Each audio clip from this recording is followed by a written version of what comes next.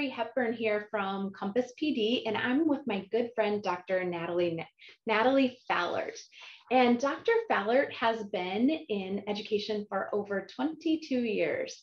And in those 22 years, she spent 17 years as a high school ELA teacher. God bless you, I must say. And the last 5 years or so, she's been working with secondary ELA teachers, middle school and high school teachers, and all things around reading and writing workshop. So I met Dr. Fallert, oh my gosh, how long has it been? 5, 6 years ago? I think like 2016. So yeah. 6 years, yeah. It's been a while. So we started our doctoral program at Maryville University in the St. Louis region, and we both got our doctorate in teacher leadership. And as Dr. Fallert started working with teachers as a literacy coordinator, she really found, between working with the teachers and then her sons starting school, she has twin boys, twin redheaded boys, and what, 7th grade? Yes, they just started 7th grade. Oh, no, I doubt that. So we both started our teacher leadership, our doctorate in teacher leadership, and she just really found that she had a passion for building teacher leaders. And when you work with Dr. Fallert, what you'll notice is that is evident in everything that she does.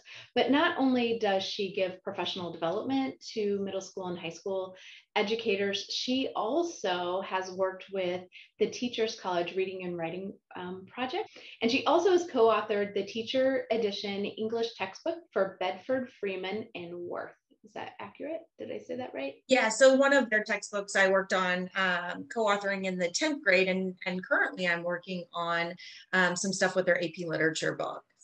Excited to be here, and I found this is my passion, like to work on building capacity within teachers and building so that we have great schools is part of, it's what drives me forward every day. Yeah, for sure, for sure. Well, today we could talk about so many things. Dr. Fallert and I could spend hours just talking about instructional practices and student engagement. But today, which we actually are talking about those things, but we're going to be talking about book clubs. And book clubs are one of the things that Dr. Fallert is really passionate about. So Dr. Fallert, Natalie, can you tell us, why are book clubs, especially when we think about secondary, why are these important? And just so you know, I have my professional notebook and all of my pens so I can start taking notes. I'm really excited about this. Awesome. Well, I think when I think about book clubs, I really go back to some of the research that has informed this. And as a high school English teacher, I have fallen into the pattern. I did it for years where it was like, we're teaching a whole class novel, we're going to read it along, together, and we're going to, read X amount of pages tonight, that type of thing. And then Kylie Beers in her When Kids Can't Read, What Teachers Can Do book. And I also think she reiterates it again in her and Probst in their Disruptive Thinking. They studied kids and they asked, like, what turned you off from reading? And a lot of them answered high school English. And that's like a stab to the heart for every English teacher in the world, because we love our content and we love literature, and to think that we're the reason why kids stop reading can just be devastating. And so when we think about book clubs and why they're so important, it's because we are giving kids like choice in their reading, but we are also allowing for a collective interpretation. And when I think about when I'm just reading anything, the first thing I want to do is share that information, or I want to discuss it with someone else to be like, am I reading this the right way? Or how would you interpret this? And that's what I do as an adult. Like even whenever I'm reading something on Facebook, I'll read it like a little post from somebody, and then I'll look at my husband and be like, did you read this? Did you see this? What do you think of this? And we start having a conversation around it. And so that's what adults do whenever we read. And so why would we not want that same thing for our students? But not only giving them the opportunity, but coaching them along the way so that they know how to have those conversations and what that respectfully looks like in a classroom or even outside of a classroom. It also builds like bonds around reading. And at Teachers College, Mary Aaronworth uses this statement a lot, and she says, that we're building social and academic capital. Ooh. I love that term because that's money. Like if I can build social capital and academic capital, we're doing that. Like we're hitting both of those with book clubs, because in the book clubs, you're building this ability to have these conversations with other people, but also maybe around social issues. But then you're also giving them these skills and strategies along the way that kind of fill their academic capital bucket as well. I also think that book clubs are important because they help illuminate multiple perspectives around a topic. So if I am entering a book and one of my book club members is a male, they're going to bring a totally different perspective to the text than I would bring. And so it allows me to see what their lens is versus my lens and having conversations around those. I also think that they bring high leverage study habits for kids because you can talk about ideas and also work with others. And we know that as adults, it is impossible to go through our careers and our work lives without doing those two things, talking about the ideas that we have going on and working with others. And so it's building that capacity. I feel that a lot of times especially in secondary classrooms at the high school level, we are just sending kids off to independently work and find answers and interpret text by themselves. And we aren't harnessing the capital that you can gain from talking to someone else, and that, double checking your answers with another person, that's not cheating, that it's what people do. Like that's how we solve problems in the real world, is we ask for help or we, reach out to others. Yeah. And things, when I think about like things to ponder about like the importance of book clubs, it's that, and this is, I guess, this kind of puts back into that why. Like if I'm teaching a whole class novel, you will never find one book that all kids love. And that to me is just a very clear statement. Like, so if I just say we're going to read this book and everybody's going to read it at the same pace, at the same time, then who have I turned off because they're forced to read that book? And it's a little bit different than reading like a small article that, is only going to take up so much of your time. But whenever you're talking about a book, like a novel, it's taking up a lot of your time. And to make a kid do that during that, a long time is tough and difficult. And with that, whatever one book you might choose might be too hard for some kids, too easy for others, and just right. So you're never going to find that perfect fit either. And then, if you also are just stuck with only reading like whole class novels, then the only thing you're guaranteeing is that a kid's going to walk away with maybe knowing 5 books, but they might not ever read again because they were forced to read those 5 books. And that's if they read it and they didn't do favorite. So when I think about book clubs, I think the 2 biggest things that you take away from it are that social and academic capital and how you can build that in those clubs. Well, as you were chatting, I was just like fast and furiously jotting down notes.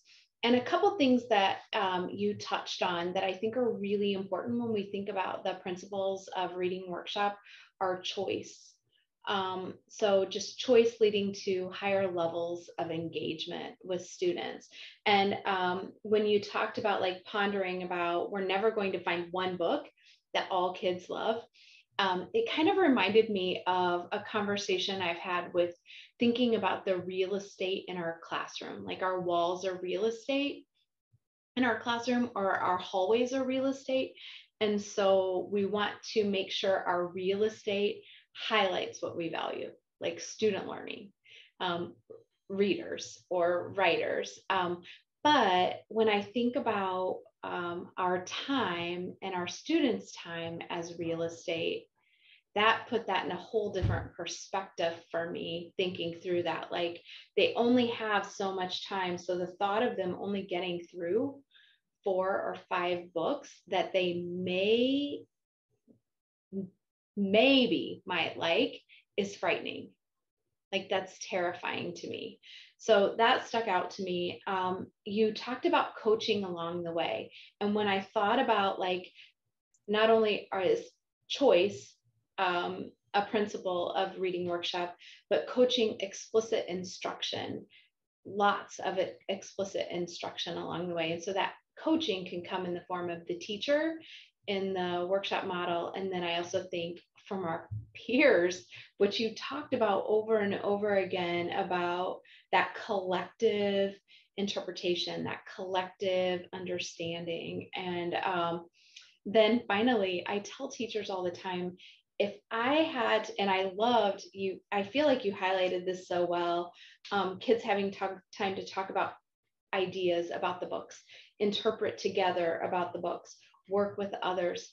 If I had to write a summary every time I read a chapter in a book, or if I had to fill out a comprehension packet every time I read so many chapters in a book, I would literally hate reading and poke my eyeballs out. I would stop reading. Yeah. So, on that part, when I wrote my dissertation on struggling readers, it was kind of, what I focused on. And I studied a group of students for an entire year that I had in my class. And the very first thing that I asked them was like I had them write about actually like their experiences with reading, like what do you love about it or hate about it? And they just wrote, and then I coded that. What I found in every single one of them was that the reason that they were turned off and hated reading, which is also reiterated again and in Beers and Probst's Disruptive Thinking, that what they hated about it was that when they were reading, they knew that they were going to have to answer questions after that chapter. And so they were so focused on trying to make sure they got the information on those. And then when they get to those questions, they get them wrong. And so literally their entire time reading, they were anxious and nervous and petrified about the fact that they're like, I'm not a strong reader, which I'm like, okay, I'm studying striving readers. So they're not confident in the skill. They know they're going to have to answer questions about it. And I'm creating this undue stress, what in the world? And so I literally read all of them, and I went to class and I held them up and I was like, okay, here's one thing I can promise you. I will never again ask you to answer questions about a text. And I go, now, when you're talking about getting them ready to study test prep or something, if you have state exams, that's a different lens and you do have to do that. But that's a whole nother conversation. But in reading reading a novel, I want them to engage and enjoy it and it not be a stressful, miserable situation. Mm-hmm. And so they couldn't even become better readers because they were so afraid every time they picked up the text, because they knew they weren't good at it and they knew they were going to be graded on it. And so that totally shifted my mindset when I actually listened to my students and, figured out where's the first fundamental problem. And that was it. I was causing that problem, and I could totally fix it by just saying, all right, we're just going to read. We're not going to ask questions, or you're not going to have to answer questions, I guess. So much power. Awesome. Now, another question for you. What have you noticed through book clubs? How does that transform instruction? What does that look like? So when I think about book clubs, if they're kind of being done right, you should be able to ask this question, who is doing the work? Mm. And at the end of the day, if the teacher's tired, then we have a problem. The kids should be tired. And I love using this example, and it's about like football, because I think everybody can relate to football and nobody will, and you could say soccer or whatever. But if, as a coach, like if I were preparing for the game for Friday night, would I have all of my athletes sitting in a room watching game film, like, or listening to me as the coach talk about football? No, I would have them on the field practicing and doing the workouts. And at the end of the workout, I'm not doing that. I'm sitting in my polo shirt and my khaki shorts, and I'm hollering out, like I'm coaching in when needed, but I'm sitting back and letting them do all the work. So when you look at book clubs and you're putting kids in there, you're sending them out there with a play, like a football coach would, like, hey, you're going to run this play, but they're running it, like they're doing it. And you have to let them mess up. You have to let them step back and say, oh, this didn't work, or we jumped the gun, or we did that. And then you also get to watch them celebrate whenever it's successful, but you didn't do it for them. You coached them, you gave them a focus, they went and did the work, and they either pushed through those challenges or they succeeded. But either way, they experienced it. Mm-hmm. And all too often, I think that in regular, just secondary classrooms, teachers think that they have to have read all the books. Like I have to have read it because they won't know what to look for. And I want to make sure that I'm guiding them in this direction. It's like, well, really, when we go back to that collective interpretation and we think about looking at things from multiple perspectives, when I read To Kill a Mockingbird, I might take this from it. But that is not the only thing that could ever be taken from To Kill a Mockingbird. So if, as a teacher, I love this book and this is the reason why I'm teaching it, I'm going to teach in that tunnel vision, where if you give kids the opportunity to explore things in book clubs, you might find that they come up with a different theme than what you would have come up with. And they're discovering that on their own, which gives them that, that agency around being a confident and successful reader. So it really shifts from like the teachers leading kids to a conclusion to like the teachers facilitating engagement so that kids can come to their own conclusions. Yeah, I love that. I love that. I love when you talked about the who should be the most tired at the end of this work, like who is doing the work and who is the most tired. I think it really does help for us to think about a practice, like what does it look like in practice, and why do we not translate that as educators into what it looks like in our classrooms? Because that's really what we're doing. We're teaching you like a strategy that can get you to a skill, and then you need to go practice that strategy. The only way we become better readers, the only way we become better writers or mathematicians, scientists, is like practicing and getting coaching, not when we're all by ourselves trying to do the work, but when we're doing the work right then in the moment. And that's really powerful. It just really sticks out to me as you were talking about that. I also think it leads to just such deeper learning, like deeper interpretation, deeper analyzing, higher levels of student achievement in the end. And I think what's probably going through most English teachers' head right now is, okay, they're doing all the work, but how do I get them there? And that fear of like, when I send them off into a group, how do I know they're not talking about shopping at the mall or what they did on Friday night? And there is definitely a process. You cannot just expect kids to come in and start having these high level academic conversations around books. You have to still build that environment, culture, expectations within your classroom, just as, if I were a football coach and I've got kids coming into my program for the first time, I'm not just going to say, go warm up. I'm going to lead them through the warm-ups that we are going to do in our practices and show them how each day is going to go and what the expectations are. And And eventually you will find on a football field that you are running 10 minutes late, but your kids have already started. They've already started the work. But that is not going to happen on day one. On day one, they're going to be like flicking each other and, rolling around on the ground, doing whatever, because that's what kids do, until they are literally taught the rules and the expectations. And then you can't just say it one time. Like, you have to, it's part of building that culture. Right. And there are ways to do it. Like, it's not just, oh, you've got to do it. Like, there are definite ways that you can build that, like lessons and a plan and all of those things. Nice. Thank you. So in your experience using book clubs in middle school and high school, your professional opinion and your professional experience, I want to know, like, how do book clubs impact students?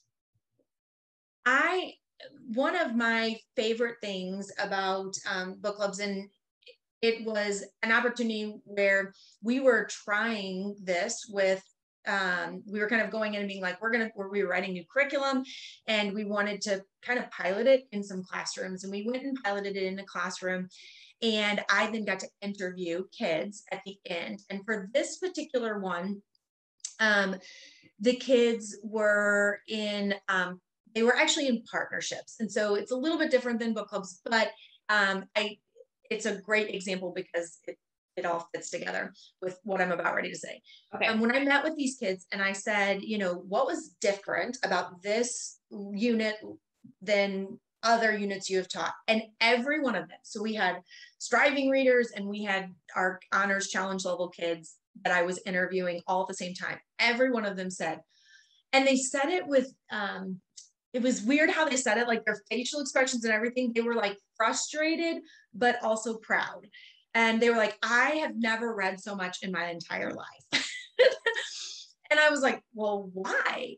And I also asked, like, how many? So in the course of like 4 weeks, they had the minimum read 2 books in 4 weeks. And it was a literary nonfiction unit. So, I mean, they were reading nonfiction texts, but I mean, they were like memoir type texts. But they read at minimum 2. And some of my not upper kids meaning challenge, because one of my striving readers had read 6 books. Wow. In a 4-week time frame. And these are 8th graders. So these were not 4th grade, these are 8th grade kids who at this point are done with school. They're done with reading. They don't they have the 8th grade attitude. Mm-hmm. And some of them had read 6 books. And on average, most of them were in the 3 to 4 range. And I was like, why? And number one was the accountability piece, that they felt like they were letting their partner down, because the teacher it wasn't the teacher who said, you're going to read X amount of pages. They were given a little bit of choice and what books they read. And then they had to create a timeline. And so together, we, instead of saying as an adult looking at kids going, you need to have these pages read by this date, you just said, go figure out, like, and you really looked at the kids and said, think about your life. Like, think about, are you playing basketball? Do you have practice? Do you have gymnastics? Like, what do you have going on in the evening that's going to prevent you from reading? When do you have time in your schedule to read? And set your reading schedule, like, make sure that you're paying attention to both of those aspects. And so we never said you had to finish 2 books or anything. We were just like, right, this is the expectation and this is where we're going. And so the kids started, they were like, okay, I think I can do this. Like, I can read X amount in this amount of time. And then they did it because they were able, as an adult, I might say, read chapters 1 and 2 tonight. Well, I have no clue if a kid actually has time in their schedule to read chapters 1 and 2 in between now and tomorrow. And so this, when you're in book clubs, it allows those kids to think about, like, how fast of a reader am I? What do I have going on? And what goals can I set that I'm meeting those goals? And so just that alone, when I think about those 3 things, like, those are life skills that we want kids to know how to be able to do, like organize your time, prioritize, look at different things you have going on. And so when I think about how book clubs impact students, that is what I saw, was that they started to become readers and they saw themselves as readers. And so in that, you also will see like less abandoned books because they're accountable to their club members or their partners. And so they might push through. And at the end, they can say, this book sucked, I hated it, which is fine. But they were able to finish the book to be able to make that conclusion. And then it allows them to step back. All too often, I think we have kids who don't know how to pick great books. Like they don't know what they like. So if you can get a kid to finish a book, then they can start creating compartments. Like, I don't like this type of book. I do like this type of book. And they can start evaluating themselves and knowing what type of readers that they are, but they have to read first in order to get there. I also think that when I look at how book clubs impact students, there's kind of, and all this, I feel like these answers kind of all fit into lots of different questions, but there are two ways to approach book clubs. Like, you can create book clubs as like homogeneous grouping based on ability. So you've got kids that are below grade level, and so you put them together.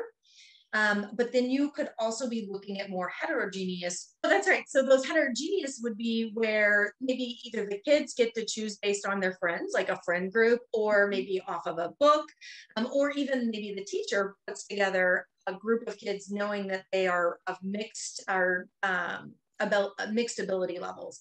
And so when you think about the impact of this, there's an impact that comes from both types of grouping, and not one is not more important than the other, and you shouldn't always just use one. So I'll kind of break that down. Yep. When we're thinking about those homogeneous groupings where it's based on ability, as a teacher, your focus at that point should really be on like skills and strategies. And so what skills and strategies are you really wanting to teach on reading that you want your kids to walk away with? Because those skills and strategies the kid needs to be able to do that independently. The only way they can do that independently is if they first and foremost can read the text. So if they can't read and comprehend the text, then how are they going to be able to apply those skills and strategies?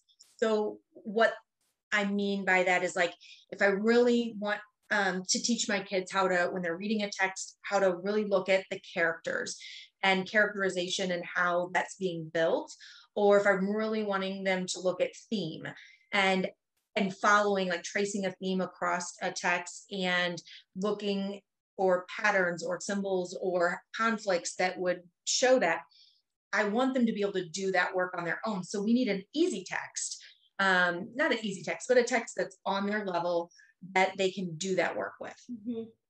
But then if I switch and move over to like that heterogeneous grouping, at that particular point, we're really looking at exposure to grade level text.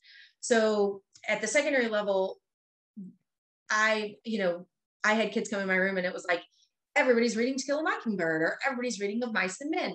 Well, that's most likely an on grade level text, but so how does that help your kids who are below grade level? Like, they're going to struggle to read that text, but we have to give them access to that text because we can't always be giving them access to lower level text. Mm-hmm. So that's where that equity piece comes in. Is in one way, when you're in that homogeneous grouping, you're trying to build their capacity as readers so that they can move up as readers and we can close those gaps. But that heterogeneous grouping now is more about giving them access to grade level text and being able to have conversations around that. So when I think about a kid who might be a struggling reader, they are reading this text that's above them, but when they get to talk in a conversation with other kids, they can still contribute. So they're going to be contributing to the parts that they're catching on to. And then they're also going to be able to listen to the way other people have interpreted it. And they're going to be like, their understanding is going to grow because they were able to talk with their peers about the text. And so are they going to get everything from that text that you would want them? No, because their comprehension of that text is going to be, their independent comprehension is going to be hard for them. But we can still grow their ideas and their ability to infer and analyze in other ways. So I even think about, like, for those students who are in that heterogeneous grouping, you could offer some scaffolds and supports, give them the audiobook, let them watch the movie ahead of time. There are things, but at that point, you're building more of that social capital of, you know, everyone has something to offer to our class discussions, opposed to, you know, and that exposes, I think it exposes both ends. You know, your higher level kids are like, you know, oh, I didn't think of it from that perspective. And so they get a different perspective from another student. And all too often, sometimes, you know, I feel like our higher level kids miss some of the basic foundational things because they just jump ahead. And like those basic foundational things can help ground them and actually push their thinking up here more, but they skip that step. And so having a heterogeneous grouping allows them to also remember and be exposed to those fundamental just basics of, oh, I didn't even notice that kind of thing. I love this. I'm so excited because one of the things that you were talking about was another principle of reading workshop was volume. And so one of the impacts you're saying that you've noticed in book clubs is that students are reading at higher levels, like higher volume than they've read in the past. And it kind of reminds me of when we were in the doctoral program, and literally we were reading almost a book a week. And it was like a book a week. I've never read so much in my life.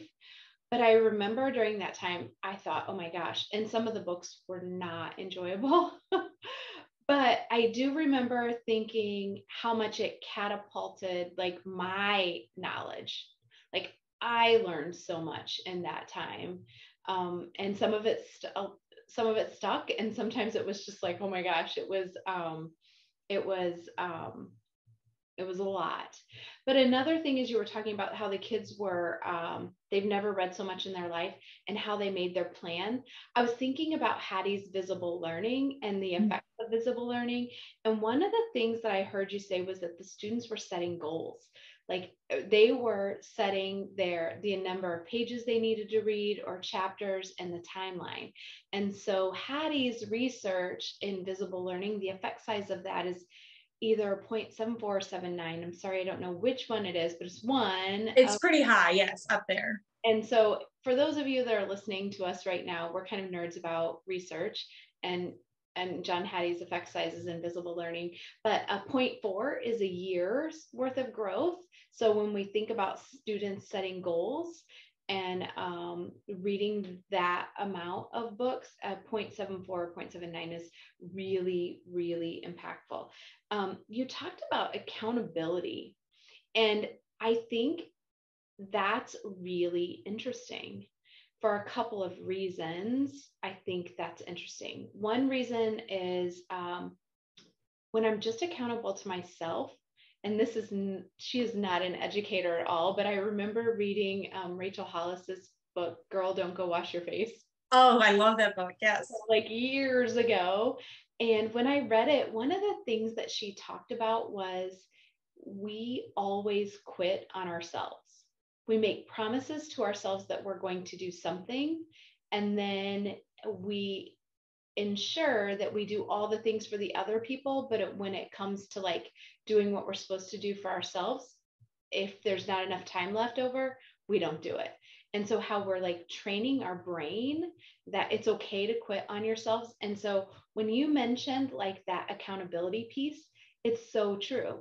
When we're held accountable, we have to have something ready for somebody else. We do it every time. But when it's just for ourselves, in the beginning, until we retrain our brain, it is easy to quit. And so that accountability piece, I think, really helps lift the volume of writing or reading. I'm sorry. And Well, then, oh, go yeah, ahead. I was going to say on that really fast, when I think about book clubs, if you have kids and they're in different books, all too often what I found is kids wouldn't read. Like if we're all reading Still Mockingbird, they wouldn't read because they knew that I was going to summarize, or another kid was going to say enough about the book in class that they would be able to gather that information. But when they're in book clubs and there's only 4 kids and you're all reading something different, the only place you're going to get that information is in that group of 4, because the teacher's not talking about the book. Right. They're not going to backfill. And when you're in that group of 4, like, you're expected, because we've built that culture and environment, you're expected to contribute. Mm-hmm. And so if you show up with nothing to lay on the table, then like your group mates are going to be frustrated with you. And so again, it's that it goes back to who's doing the work, and the kids are doing the work. I love that. I love that. I love that. That's so true. So it's just so many, we could go off in so many little tangents here. Another thing that you talked about that I thought was really interesting was you were talking about their reading identities. And so that students, when they were reading lots of books, they were able to kind of like see what kind of books did they like, and maybe other books that they didn't like. And it reminds me of something that I learned from Shauna Frazen at the Teachers College. And she talked about how when we can start to see students' reading identities forming, and students can start to see that, if you have a reluctant reader, how powerful is it if we said, hey, I saw all of these books, and like, here's some books that are like a book stack or a recommendation for you, because I see you and I see who you are.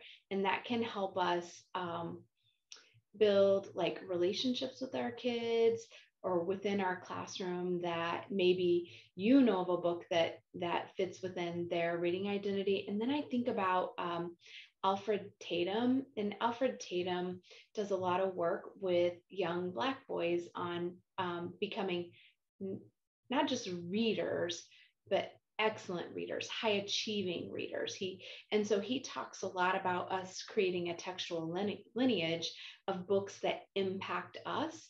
And so as you start to do this work, I could see having kids create like a timeline, or I've done even shelf, like this is like a pile of books where I just sketch it out really quick. Like these books kind of fit within this type of book that I like, and this is how they impacted me. And the books on this shelf are books that are similar, and these are how they impact me. And so it's just like some beautiful work that you can do with kids.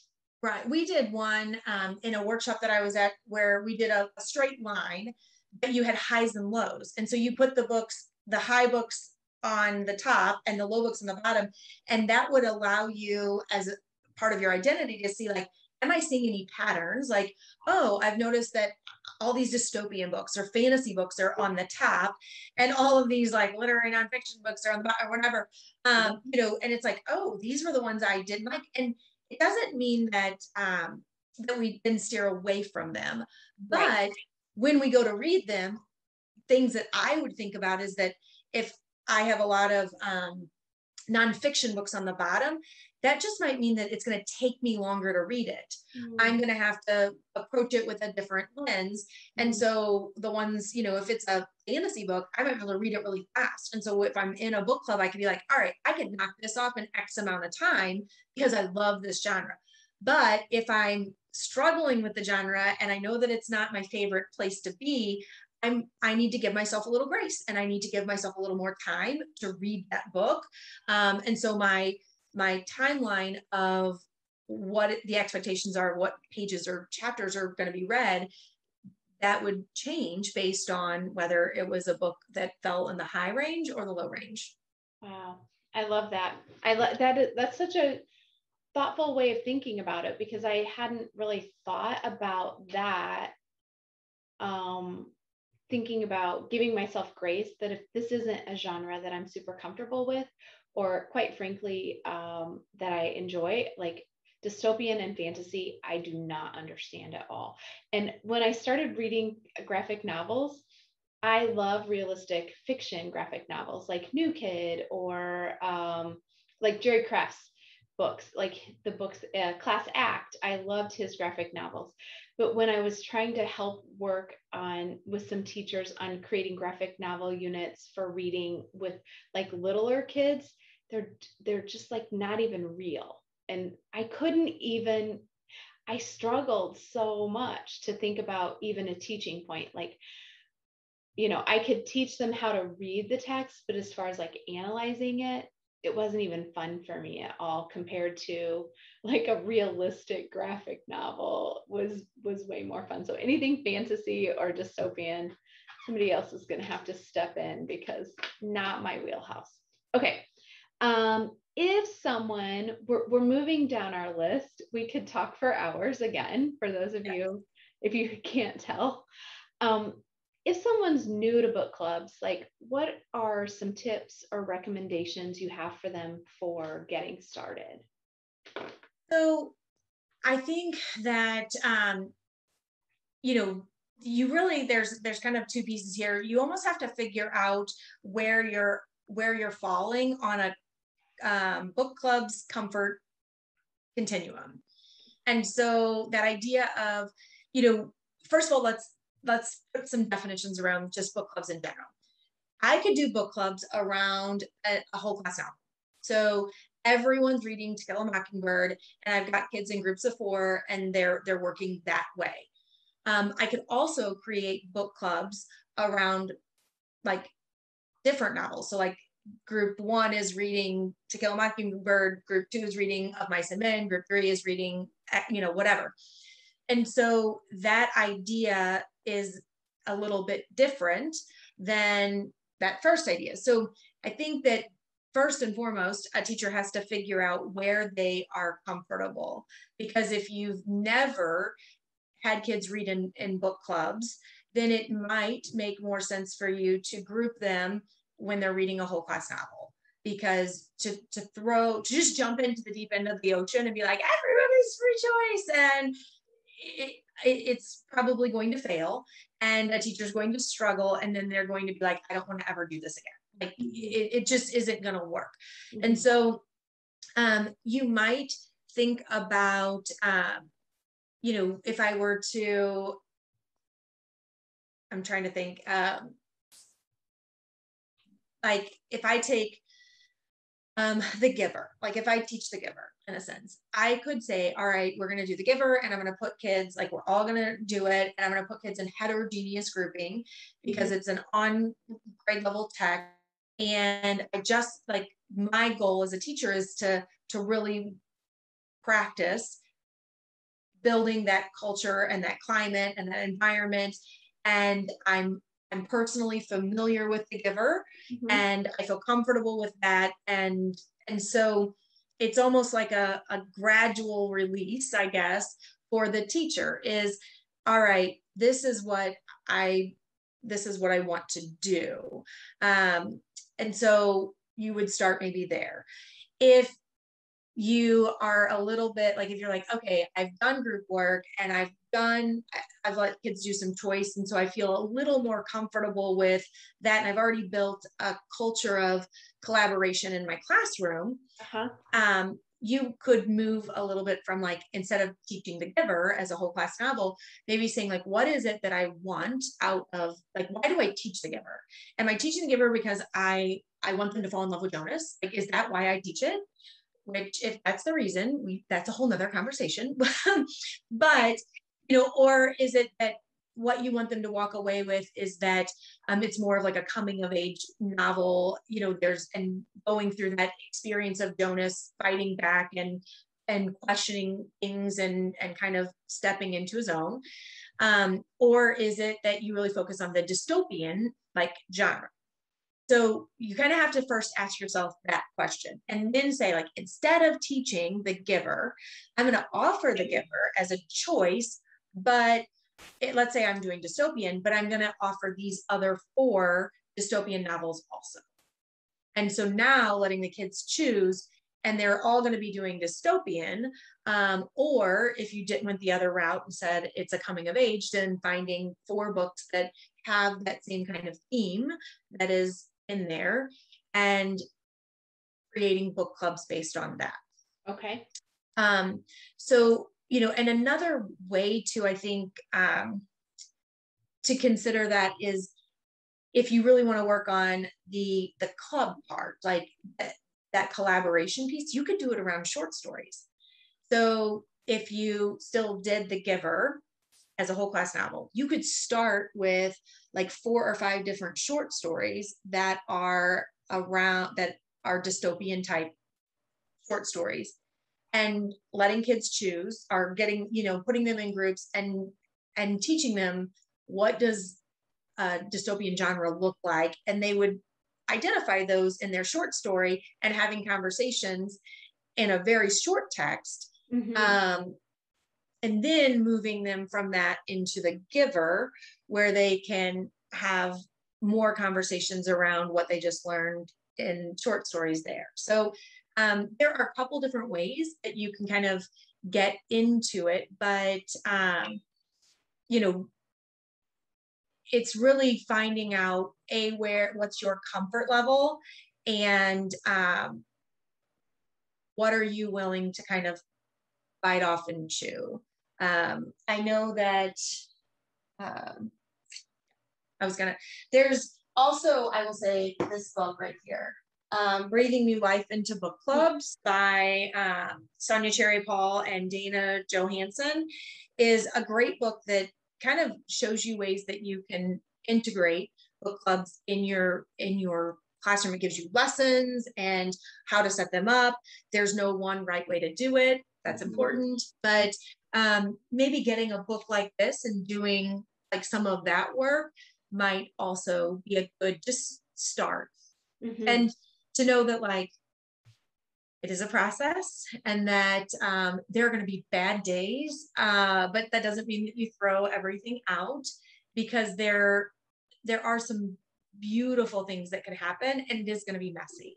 So giving yourself grace to know that you're going in, trying it as like an educator, letting go of some of the standards in a sense, and being like, okay, I want to try this, and this is my these are the things I want to really focus on. And so maybe it is just building that culture. Like, all right, I'm going to build the culture in my class. What does this look like? So that you can test out and be like, what is working, what isn't working, type of thing. And there's so much, like, we could do 4 days of PD on how to build this. Right.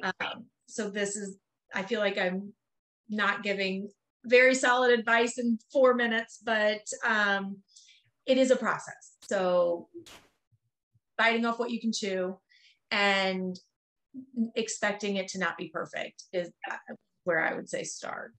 Yeah, I wrote those down. I wrote down, I think some big takeaways from today are that it is a process.